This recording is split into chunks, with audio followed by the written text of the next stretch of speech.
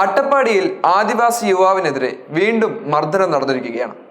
ആദിവാസി യുവാക്കൾക്കെതിരെയും അതുപോലെ തന്നെ ആദിവാസി ജനതകൾക്കെതിരെയും ഇത്തരത്തിൽ നിരവധിയായി വർദ്ധിച്ചു വരുന്ന അക്രമങ്ങൾ എത്രത്തോളം നമ്മൾ റിപ്പോർട്ട് ചെയ്തിട്ടുണ്ട്. യഥാർത്ഥത്തിൽ ഇത് അവിടെ സ്ഥിരമായി നടക്കുന്ന ഒരു സംഭവമായി മാറിക്കഴിഞ്ഞു. എന്നാൽ സാമൂഹ്യ മാധ്യമങ്ങളിലൂടെ മറ്റാരെങ്കിലുമൊക്കെ ഇത് ഷെയർ ചെയ്താൽ മാത്രമേ ഇപ്പോൾ കേരള ജനത ഇതിനെപ്പറ്റി അറിയുന്നുള്ളൂ എന്നുള്ളതാണ് ഏറ്റവും വാസ്തവമായ കാര്യം. പ്രതികൾ തന്നെയാണ് ഒരു യുവാവിനെ മർദ്ദിക്കുന്ന ഫോട്ടോ സാമൂഹ്യ മാധ്യമങ്ങളോട് പങ്കുവച്ചത്. അതിനുശേഷം പോലീസ് അറിയുകയും ആശുപത്രിയിൽ എത്തിയപ്പോൾ ആശുപത്രി അധികൃതർ പോലീസിന് അത് കംപ്ലൈന്റ് നൽകുകയും ചെയ്തു. എന്നിട്ട് പോലീസ് തക്കതായിട്ടുള്ള നടപടികൾ സ്വീകരിച്ചില്ല.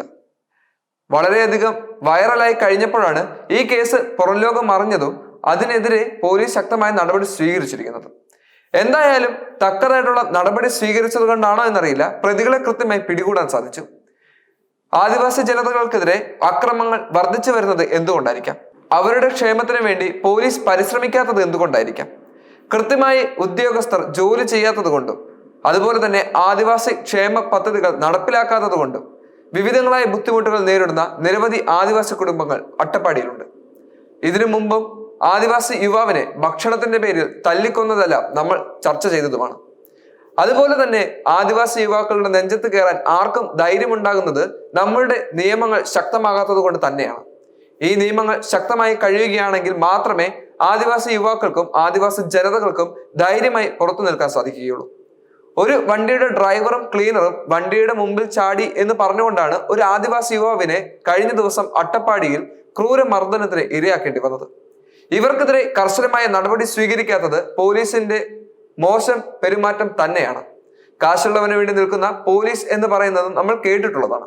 എന്നാൽ അട്ടപ്പാടിയിൽ വിവിധയിടങ്ങളിൽ അത്തരത്തിലുള്ള പോലീസുകാരുണ്ട്. എന്തായാലും പ്രതികളെ പിടികൂടിയിരിക്കുകയാണ്. എന്നാൽ അതിന് കാരണമായത് ഈ ഫോട്ടോകൾ ഇൻസ്റ്റഗ്രാമിലൂടെയും ഫേസ്ബുക്കിലൂടെയും വൈറലായതുകൊണ്ട് മാത്രമായിരിക്കാം. നാലാൾ അറിഞ്ഞപ്പോൾ പോലീസ് അവരുടെ പണി അങ്ങ് ചെയ്തു. അല്ലാതെ ആരും അറിയാതിരുന്നുവെങ്കിൽ ആ പാവം പിടിച്ച ആദിവാസി യുവാവിനെ തല്ലിക്കൊന്നാലും നമ്മൾ മിണ്ടാതിരിക്കേണ്ടി വന്നനെ.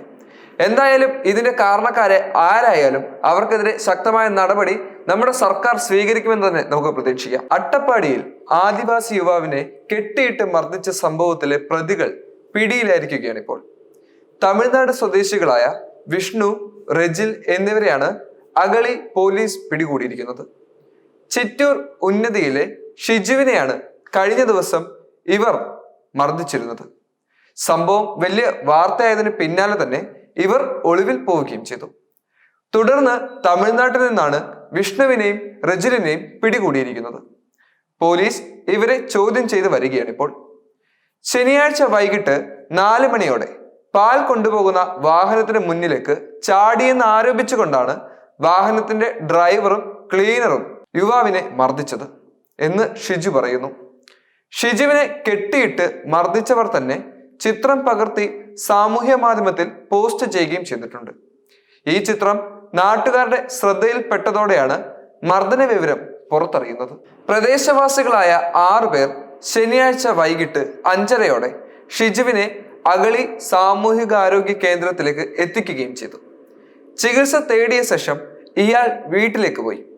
ശരീരവേദനയും ഭക്ഷണം കഴിക്കാൻ ബുദ്ധിമുട്ടുമായതോടെ തിങ്കളാഴ്ച വീണ്ടും അഗളി സാമൂഹികാരോഗ്യ കേന്ദ്രത്തിൽ ചികിത്സ തേടുകയായിരുന്നു ഷിജു. വിദഗ്ധ ചികിത്സയ്ക്കായി ഷിജുവിനെ കോട്ടത്തറ ട്രൈബൽ താലൂക്ക് സ്പെഷ്യാലിറ്റി ആശുപത്രിയിൽ പ്രവേശിപ്പിക്കുകയും ചെയ്തു. മർദ്ദനമേറ്റതിന്റെ മുറിപ്പാടുകൾ കണ്ണിലും ശരീരത്തിലുമുണ്ട്. അഗളി സാമൂഹികാരോഗ്യ കേന്ദ്രത്തിൽ നിന്നും ശനിയാഴ്ച തന്നെ അഗളി പോലീസ് സ്റ്റേഷനിലേക്ക് വിവരം അറിയിച്ചിരുന്നതായി സൂപ്രണ്ടന്റ് ഡോക്ടർ EP ഷെരീഫ വ്യക്തമാക്കി. എന്നാൽ ചൊവ്വാഴ്ച വരെയും പോലീസ് കേസെടുത്തിരുന്നില്ല. മർദ്ദന വിവരം പുറത്തു വന്നതിനു ശേഷം ചൊവ്വാഴ്ച വൈകിട്ടാണ് അഗളി പോലീസ് ആശുപത്രിയിലെത്തി ഷിജുവിന്റെ മൊഴി രേഖപ്പെടുത്തുന്നത്.